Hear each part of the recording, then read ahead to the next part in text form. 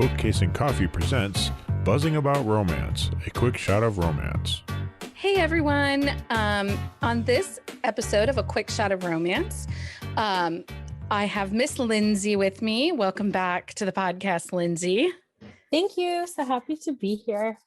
I sent Lindsey a quick message and I'm like, hey, want to read a random book with me? She's like, yes. She's such a good sport. So today we are reviewing My Mostly Secret Baby by Penelope Bloom. Lindsey, will you give us the synopsis from Goodreads? Yes. You know that instinct to run when something bad is coming? Yeah, I apparently missed out on that one because Damon Rose came and instead of running, I got pregnant. Damon. Yes, I remember Chelsea Cross. I remember 5 years ago when she thought she could handle me. Proving her wrong was enjoyable. With hair I wanted to fist, a mouth that only stopped when I kissed it, a body that I needed to press against the nearest wall and claim, and now she wants a job. A smart man would say no, or I could teach her the same lesson I taught her 5 years ago. She can't even begin to handle me. Author's note, buckle up for the ultimate boss hole in the steamy workplace romantic comedy with a sassy heroine and a stubborn grump who wants to ruin her day. So this was released July 6, 2020. It's a secret baby, one night stand, close proximity, grumpy sunshine, alpha hole, enemies to lovers, and a rom-com. I would say that this is a steam level of a 3.5. The sex happens 7%. So, Yes. and then there's like some space, and I think it hits again like at 50%. But Penelope Bloom, she does write good sex scenes. So a little bit more steam than average. So let's start off with Damon. In the author's note, she calls him a bosshole. He's a jackass. He is. A boss hole, I love that. I don't know why I hadn't read that term before, but I love that description for him because that is exactly him. And he's a workaholic a little bit. So calling him a boss hole was so perfect. Yeah. Well, he's so busy trying to make something of himself that he misses out on so much around him. Like, he doesn't really have any connections. I mean, his employees are not necessarily fond of him. They're almost fearful of him. And Yeah. he's a sports agent. So I guess we should say what he does. He runs a sports agency. Behind the sports agency he has a brother, a younger brother, who is a professional football player. He started representing his brother when his brother entered into the professional draft and was being hounded by agents and stuff like that. We don't specifically know why Damon became his representative. It plays into the key part of the story because he claims that the reason his business is so important to him and what he does is based on the fact that he wants to help other athletes not be taken advantage of. So I think his career came about because he fulfilled that need for his brother when he first started I think he's an NFL quarterback. And then it just evolved from there. His brother had a very prolific career and was his top client. So it kind of spiraled from there. Yeah, now he has this big sports agency. We do know there's quite a bit of angst in this, which you expect a little angst with a secret baby because, the back and forth of all of that. But there is quite a bit of angst, but some of it is just Damon and himself having angst. Oh, yeah. He's like a happiness denier. Like if there's the potential that something will make him happy, he will go out of his way to make himself miserable. He likes being angry and he's looking for fuel to keep that. Yes. I totally agree. So let's talk about Chelsea. She's the main female character. I have her as optimistic, fierce. She is a hard worker and she's very determined. Yeah, that I would agree with that. And I really loved her as a character because one of the things that we don't see a lot of is female athletes. That's true. And part of their meet is because she's a female athlete who is trying to advance her career to the next level. She's on the cusp of a professional career in tennis, which is another sport we don't see a whole lot of in romance. And I just thought that was a really fun, unexpected twist. I really liked that about her. And she's a hard worker. Like, she will do just about anything to get to where she wants to go. And I really felt like that was relatable. Yeah, she has some angst in her past with her family. It's a situation that involves her brother. Her brother is a minor character in this story. He babysits the baby for a lot. So the way this story starts out is Chelsea is headed to it. She's going to crash a meeting that Damon has been invited to. They get into some heated argument outside the meeting and fall into a closet and have sex. There was a condom used. It was very consensual, but after Damon walked out, pulled his pants up and walked out and left her, she realizes the condom broke. She follows him into the meeting, and eventually he gets her kicked out of the meeting. Like, you're not welcome here, get out. So then there's space. 4 years later is where we're at, or 5 years later. She's the single mom of a 4-year-old daughter, and she's at her end. She's trying to find a job. She lives in, I think it's New York City, right? It is? Yeah, I think it's New York City. I was a little confused because she drove a car, and not many times in stories that take place in New York City do we see people who drive cars. Just because it's not really a driver friendly. Yeah, I wasn't sure in that part. I think Boston, it maybe, but I wasn't 100% clear on that either. Because there was one point when I thought his brother was an NFL quarterback for Boston. So I wasn't sure if they were in New York or Boston. Yeah, it wasn't exactly clear. So she's at her end. She's tried to find jobs. She's hustling. She's teaching tennis lessons. She's waiting tables. And she's been applying at different sports agencies because she wants to do her apprenticeship and get her agent license to become a sports agent herself. And so she takes a chance and decides that even though everything that's going on, and she's avoided Damon to this point, he doesn't know he has a child. She takes the risk and applies for the job at her baby daddy's business. And she shows up. It was awkward when she shows up for her job interview. There's the word. Yeah. Words are hard tonight. It is very hard to, and I can't imagine. I say it's very hard to, I've done this before. I've never done this before, so I can't imagine the situation she found herself in. But it was hysterical because I was just like, what if you had a one night stand encounter and you knew you were going into that meeting with your boss? What would that be like and feel like? And when I thought about that, I just chuckled because I was like, the awkwardness alone is hysterical. There is so much awkwardness in this book. It is definitely true rom-com awkwardness. So if you don't mind a little bit of awkward romance, this book is awkward romance. I do like that, Damon, he's basically we angry fucked in the closet. And then, he calls her Tennis Tinkerbell. That's what he calls her, Tennis Tinkerbell. And she just tolerates it. She tolerates a lot of bad behavior because he's paying her an insane amount of money. He is. So they have this second meet cute.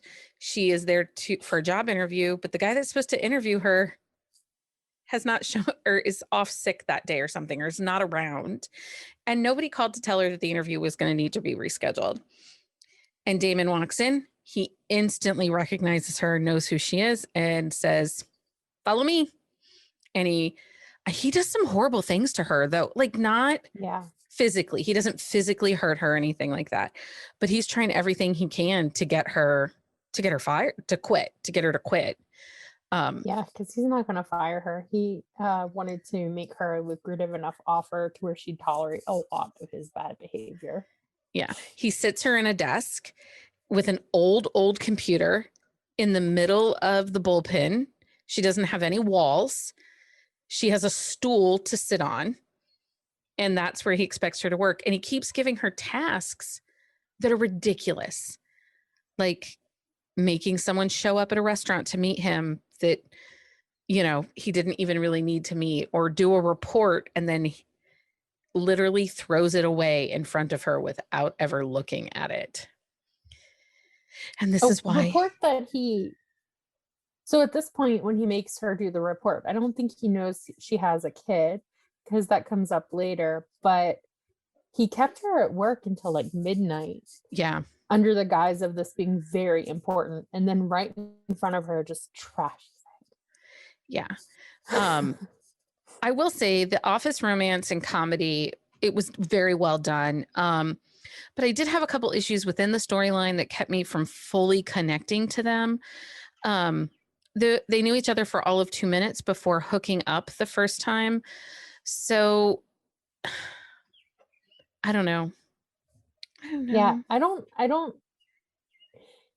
This book for me was not one of my favorites, and that's because I really do not love. There's a lot of romance books that start out with the one night stand, a lover's trope, and I have a really hard time connecting that, because I feel like when you go into a one night stand, you kind of know what you expect from it, and I struggle with romances where I don't feel like there's enough relationship development.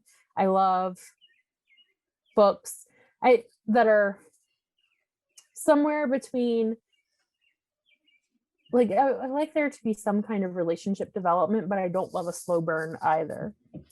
No, and I don't mind a one night stand. I do like a lot of instant connection one night stands, but usually there's some heavy flirting. It might encompass, even if it's a one night stand, it might have encompassed like 24 hours or a long weekend together, and then they separate. Next thing we know, there's a baby. I have no issues with those. And those are the secret baby romances that I like. What I found hard to buy in this one is it comes out through everything that after this one angry sex moment in a closet, Damon is completely in love and infatuated with Chelsea. Like all of a sudden he, is comparing every woman that he encounters to her. She's always been on his mind for the last 5 years, but he hasn't reached out. And then we learn there's some other things that he's done in the last 5 years. Other women, he's a playboy. There were so many mixed messages from him in this book too. Yeah, that's why I like the boss hole better than the alpha hole, because he didn't give off alpha vibes. He was definitely a workaholic and he was definitely an asshole. But he did not have, in my opinion, like the typical kind of alpha vibes that you'd expect, where he was very sure of who he was. He was waffling a lot in like what he wanted to do, because he was doing the sport agency, but what he was focusing on with his business wasn't in line with what he loved about the job. So he did a lot of things that put him into situations where he was so angry because he hated what he was doing. And I did feel like we got a lot more character development from him than we did Chelsea. So, yes. But it was not enough for me to love him as a book boyfriend. No. Oh, he's not a book boyfriend. No. At all. Like he is even farther down. I mean, we all know how I feel about freaking Nico. He's like, he doesn't even register. I just had issues connecting with him. I will say what this book does well is witty banter, steam, and comedic relief. There are so many funny little moments and quirks. And I've only read one other Penelope Bloom book, but my understanding is this book is very much written as she writes. This is how she writes. But the witty banter, the comic relief, I thought was well done in this story. I agree. It was very funny. So let's talk about the secret baby trope. As we all know, this is one of my favorites. but this was not the most believable of the trope. This isn't the worst of this trope I've ever read. I will say if they only secret baby I'd ever read was this example, I can see why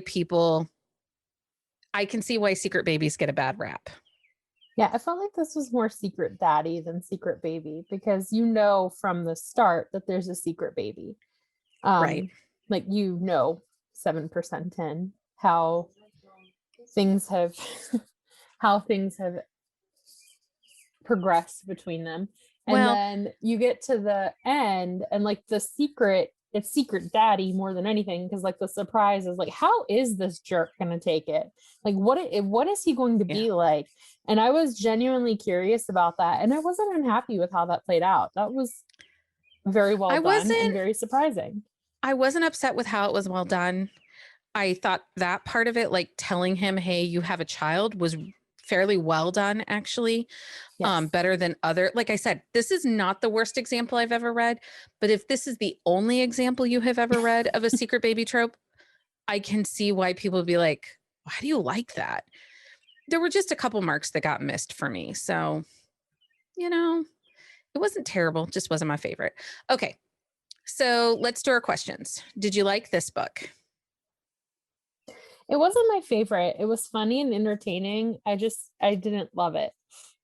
Yeah, I want to reiterate, I really loved that she was a character who had a career that was so close to becoming professional. And I would have loved a little more development on that front, like to understand how she handled that and how she overcame that, because you just jump 5 years forward and she has the baby. Yeah.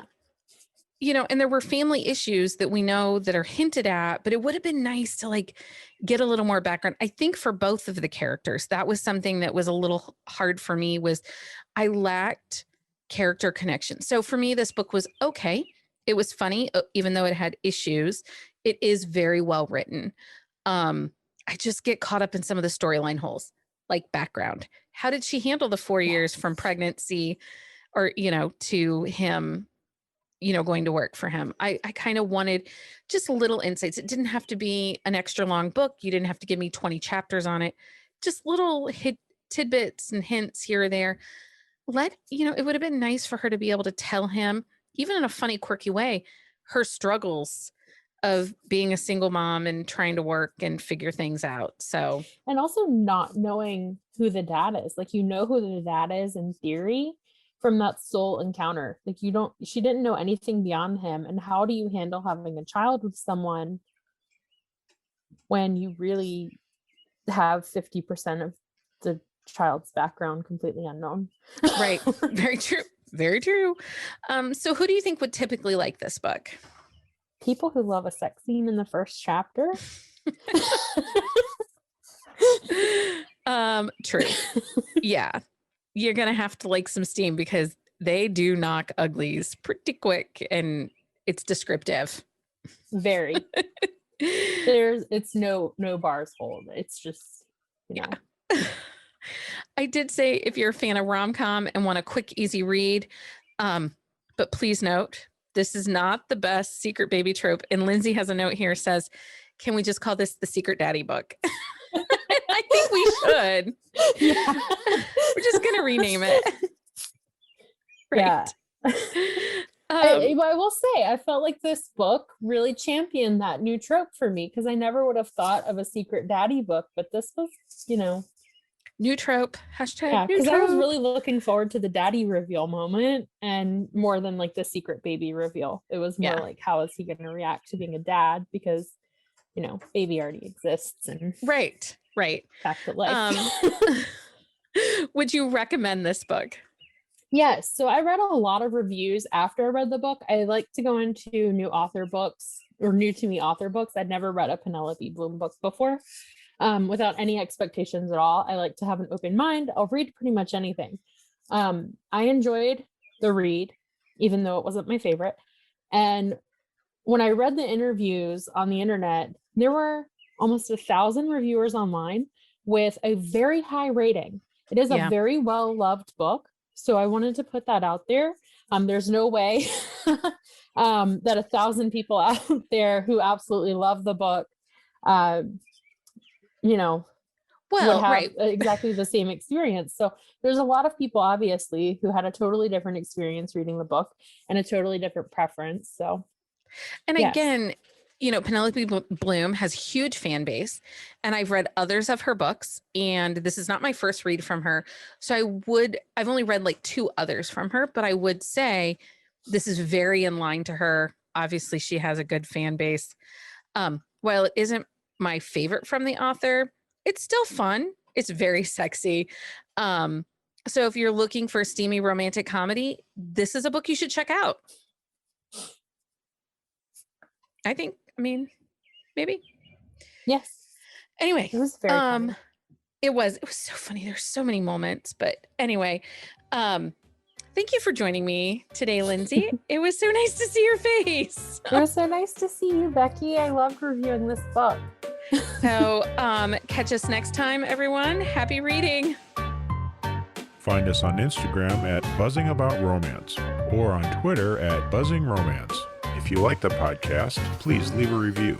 If you'd like to support us directly, join the Bookcase and Coffee Patreon and receive exclusive content only available to Patreon members. Check out bookcaseandcoffee.com for our on-the-shelf show notes.